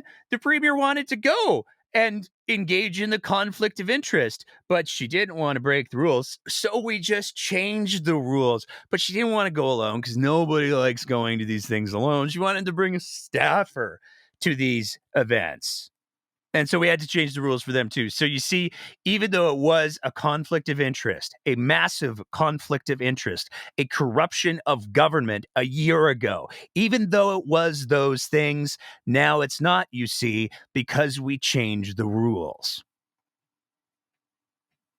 And then he kicked it to the ethics commissioner. Or do you think yourself or other people in your government need to be more forthcoming with Albertans? Do you think you owe it to Albertans to give further answers on this subject? Well, I think the ethics commissioner works on behalf of Albertans. That's why we ensure that we're following all the rules, and we have a disclosure that we fill out annually with the ethics commissioner to ensure that we're following the legislation and doing right on behalf of all Albertans. So I think that's the most important thing. If you think you're doing something wrong, you shouldn't do it. I certainly didn't, and that's why I'm happy to tell you here today. Okay, and I do owe Graham a follow-up. I apologize, I jumped the gun. Go ahead, Graham, with the final question today. There we go. But do you understand why people would look at this and think there's a conflict here? Do you understand why people are thinking, why not be more open? I know you're going to say you're following the rules, but do you, looking at this as a politician and how people perceive things, the optics of this, do you understand why the optics might not look good to people outside of the government? Well, the optic that I care the most about, Graham, is about being honest to Albertans. I think this is a job that I require that. I want Albertans to know that, I'm forthcoming. And so I follow the rules with the Ethics Commissioner, answered your question here today. I don't know what more I can do. Thanks, everyone. That concludes today. Minister, can you explain why you're comfortable, or why government should not pay for tickets? I get that. But why it would be okay for politicians or staff to take freebies from companies that do business or would want to do business with the government? Why would that be okay? Look, I know there's many events throughout the course of the year that I attend, with the media as well, where we're hosted by different groups. I take meetings every day with people that both schedule through our office, and my calendar's FOIPable. I meet with everyone. So. Well, when you were meeting with Sam Marash in his box, did you push him to get some sort of value out of the $80 million for the Tylenol that put children at risk? What did you do in that moment as finance minister? I'm not going to comment about any private Alberta citizens. I'd never met the man before, and he offered the ticket, and I went. Thanks. We're done. And there's that singular again. I'd never met the man before. I didn't know who he was. I took the ticket. The first time, Mr. Minister. The second time you went, though, let's talk about that time. Let's talk about the time that you did go. You knew who you were dealing with. You knew who you accepted this gift from. And that doesn't even address the fact that now we have the minister saying, I'll take gifts from anyone. I don't need to know who they are. If somebody offers me a big expensive gift, neither myself nor my staff exercise any kind of due diligence to make sure I'm not getting into something that I maybe shouldn't have. And if it was just the one time, you might be able to accept that, even though one would think it would be indicative of gross incompetence. But he went twice. And he tried real hard to reframe that. He tried real hard throughout that press conference to make it sound like he only went once, which is wild. Because in that same segment, he talked about how the most important thing is that Albertans know he's being open and honest with them, as he then goes out of his way to deliberately mislead and try to reframe the whole situation for Albertans. But if we're going to say, hey, you know what? It's morally wrong. I think if you know you're doing something that's morally wrong, then you just don't do it. The simple question is, would it have been morally wrong a year ago, 2 years ago? The answer is yes, because it would have literally been against the law. Ethics experts from across the country have weighed in on this issue, and they have said it is wildly unethical, the changes that Danielle Smith and the UCP made to the Conflict of Interest Act and to the regulations that determine what gifts staff can accept. It's been widely publicized that this is wildly unethical. And so Nate Horner stands there and says, you know what? I live in a little bubble, you see, because I don't know what's ethical or unethical. It's all so confusing. And even though all of the experts from across Canada have made headlines saying that the decisions that we made were wildly unethical, I don't feel like I did anything wrong. How lost, how magnetized does your moral compass have to be in order to be able to stumble those words out? But he says, the ethics commissioner. The ethics commissioner works for Albertans. Let's talk quickly about the ethics commissioner. The new ethics commissioner is a gentleman named Sean McLeod. He's a lawyer. So let's talk about Sean McLeod. What's his history? Well, he's a lawyer. He filed papers to seek the UCP nomination for Edmonton Riverview ahead of the 2019 election.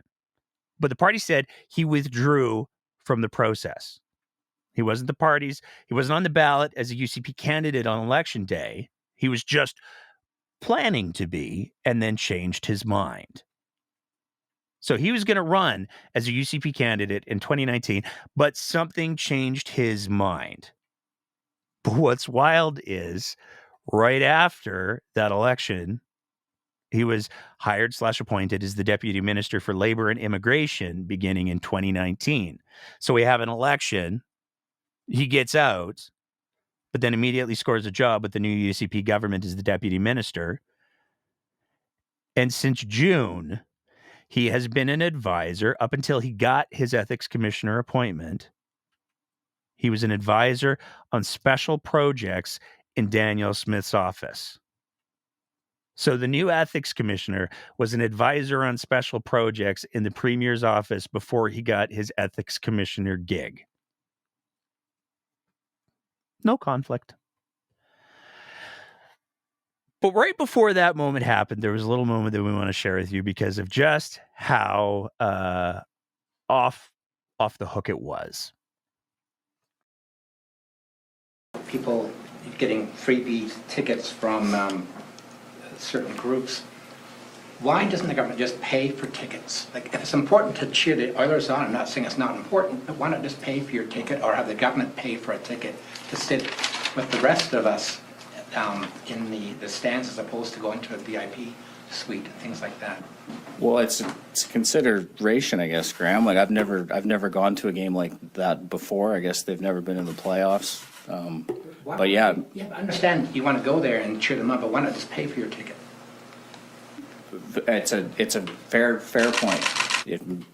And in the future, you're going to pay for your own ticket, as opposed to having staff go there getting freebies from certain corporations or whatever. I understand the Premier has security issues, I understand that. But when it comes to the rest of you and staff, why not just pay for your tickets to go see a game?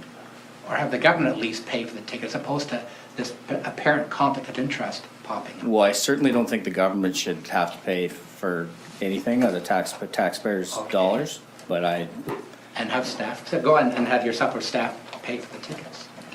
Well, it's a consideration that should be taken going forward. Thank you, If the Graham. We'll take government- one if the final government- question from the phones. If the government should, Operator, if the please put government through should- our next caller. Government shouldn't be paying, why should they be taking free tickets? I have a follow-up, right? Okay, we'll come back to you at the very end. Hey, you got me there? So even in that clip, the finance minister says, yeah, you know what? Maybe ministers and staff should be paying for their own tickets. So I guess there is some part of him that recognizes that he did something wrong, because if it is a consideration that should be taken going forward, then he knows that he did something wrong. So what do we know so far? Where are we with all of this MH care stuff? Let's go with, I shouldn't say what we know so far. Let's say what's publicly known. So where are we? So far we know publicly that Nate Horner, Joseph Shao, Danielle Smith, Mike Ellis, Nathan Newdorf have all confirmed they attended games. Now, who attended what? Let's go back to the Vancouver game, because we got this fun little picture here from the Vancouver game. It's the big famous one. There's lots of people in that picture. Let's go above that blue line there, because I'm the ones beneath it. They're not in the Skybox seats. They're the plebs, the normies, if you will. Wouldn't want to see a premier sitting with those folks. That would be embarrassing. Over here, we've got the premier of Alberta. There she is. Look at her right there with her premierness going on. Hey, is there anybody else in that picture that we maybe want to take a quick little look at? Who might be in that picture? Let's see. There's so many people. Who should we choose from? Let's go with that guy. Because in Vancouver, in the Skybox seat, that Danny flew out to Vancouver to sit with the premier of BC, that dude has been identified publicly as Sam Raish. So there's a lot of questions as to, we got the premier of Alberta, and we got in the same Skybox, Sam Raish is there too. That's, gosh, what a wild coincidence, let's call it, as we wait to see what happens next. So Smith is in a picture in Vancouver with Mairesh. Nathan Neudorf and Nate Horner have confirmed they attended games on Mairesh's dime. There's no answer of the staffers, except for one picture of Danielle Smith's chief of staff, Marshall Smith, at an Oilers game with another much younger looking staffer. There's no confirmation that's a playoff game. It's just Marshall Smith posing for a picture with a young man at an Oilers game. It's also important to realize that when we're talking about the ethics disclosure and all of the things, that doesn't come out until the end of the year. So it's almost as if a cynical person might say, "Oh, are Danielle Smith and the UCP trying to kick this issue down the line because, boy, they really don't want to have to deal with this issue at Danny's leadership review? Is it possible that this level of entitlement and blatant corruption would be off-putting to the UCP membership? Is that a possibility? I don't know. And there's no legal requirement for staffers, including the staffer who, by the reading of the rules, approves his own gifts. Marshall Smith approves all of the gifts for all unelected staff. Marshall Smith is an unelected staff. So Marshall Smith gets to approve Marshall Smith's gifts. There's no requirement for any public disclosure of what those things are. So that's where that is. We're still nowhere near the worst parts of this, because there's another little addendum we got to throw on the end of this. Matthew Black with the Edmonton Journal followed up with a story the day after the presser. From that story last month, Post Media received no replies after emailing the press secretaries of all 24 government ministries asking if their minister attended any of those playoff matchups, and if so, how many games and how those tickets were obtained. So the news media is making legitimate inquiries, legitimate journalists, real journalists. We're not real journalists. Real journalists were making real legitimate inquiries to press secretaries whose job it is to interact with the press about, did the minister go to a game? How are those tickets obtained? How many games? And the press secretaries refused to answer those emails. Well, that was last month. They repeated that survey Thursday and again received no replies. And this paragraph from the story is very interesting. Two sources who work in government told Post Media, independent of each other, that press secretaries have been instructed not to answer media requests on the topic and defer all communications to the Premier's office. And I want to be really clear. We're nowhere near the bottom on this thing yet. It gets so much worse. We're going to talk about some light things. I love this. The Redneck Town Hall. We got two more little light things, and then we're going to shut it down because this is 2 hours. So we'll be back with our call-in open mic next week. The Redneck Town Hall. So Shane Getson is having a Redneck Town Hall Wednesday, September 18th at 7 p.m. at Bender's Shop, 1506 Highway 12 in Bentley. From the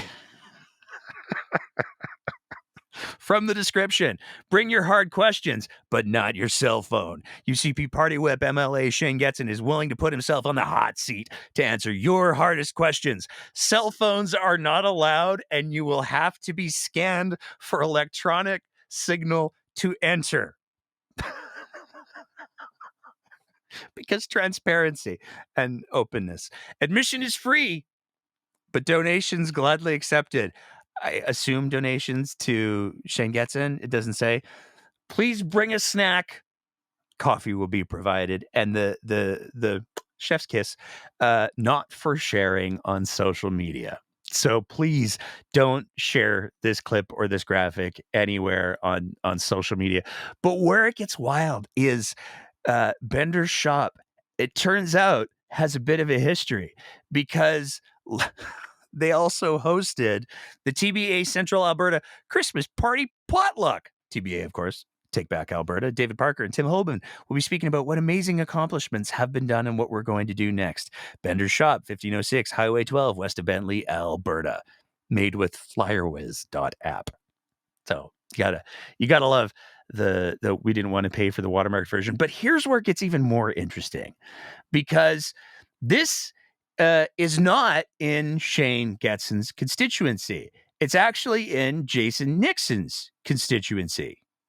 And it's a family shop. There's a long history of family in the shop. And one of the family members is none other than the UCP MLA, Jennifer Johnson. Jennifer Johnson, of course, who is famous for comparing transgender children to feces.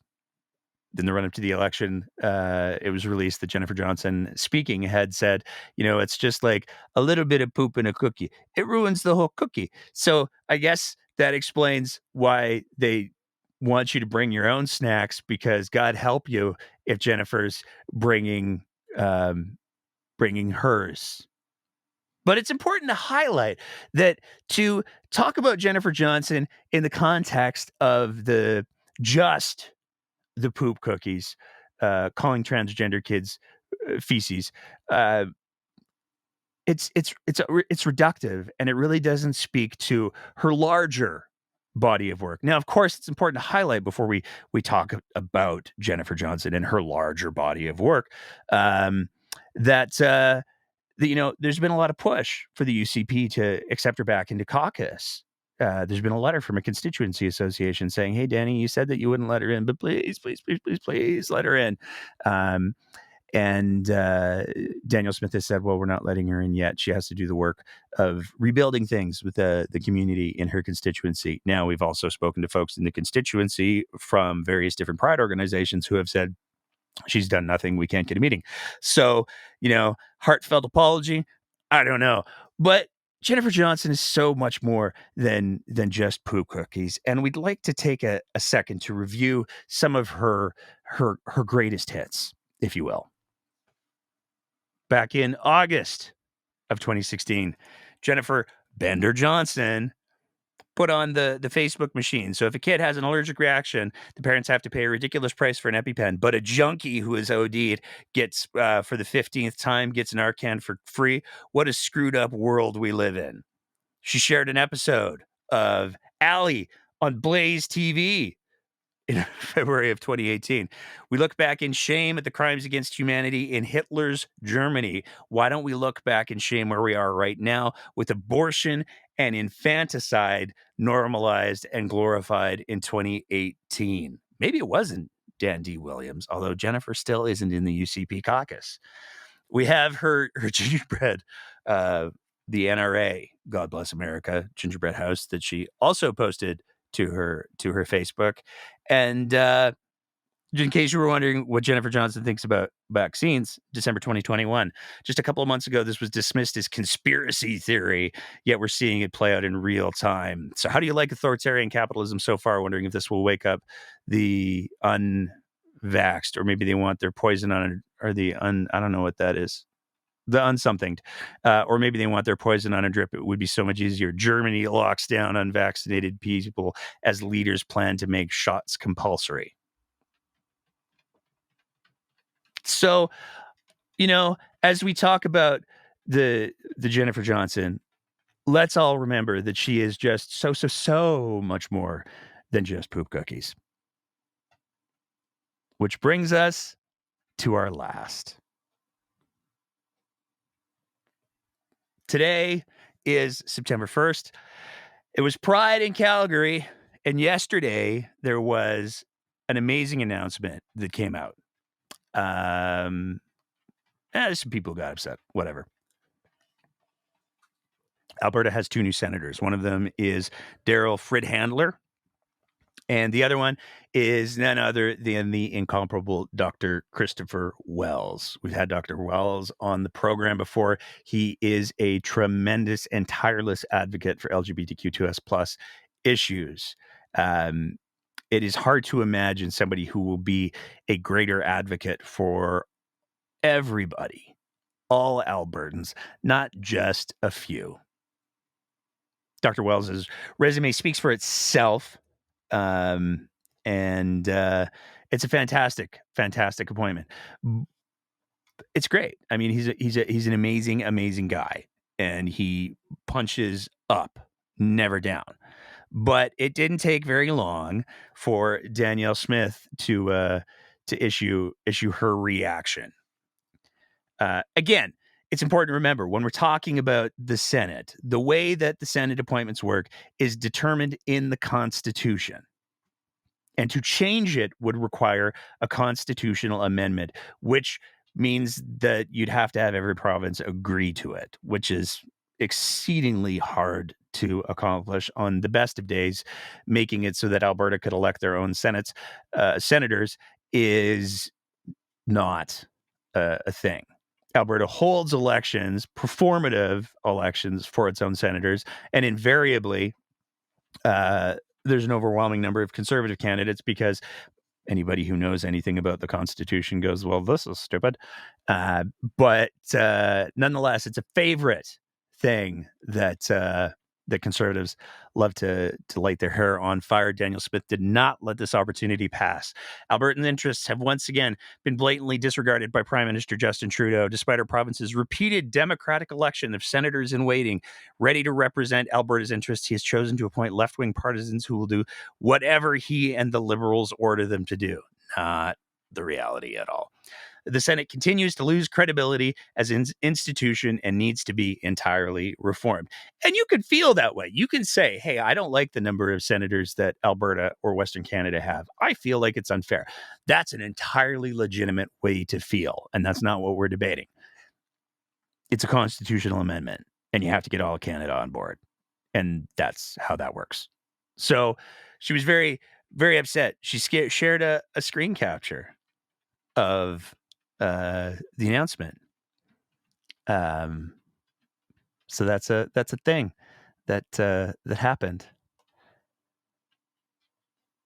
We have a couple other quick little things that we just want to share real quick before we get to our very special ending of this very long episode. And we're going to do the plugs before we get to the very special ending. Because like I said at the beginning, we've got a special end credits sequence that we've put together to celebrate the gift that Danielle Smith gave us this week. But before we get to that, we want to take a quick sec to talk about the merch stuffs, because we do have merchandise for sale. We've got you can go to abpoly.ca. The link is in the description of the YouTube and of the podcast. You can get the hoodies. They're very warm. You can get the mugs. You can put warm things in them. You can get the t-shirts, and you can get the beanie that is also very warm. I'm going to be ordering one very soon, just because I really want to wear one.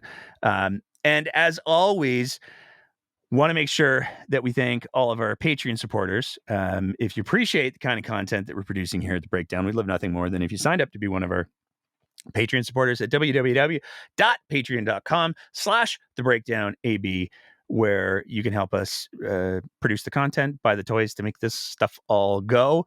But a lot of people, they don't want to do the monthly commitment. It's a long-term relationship. Do I really want to sign up for that? That's okay.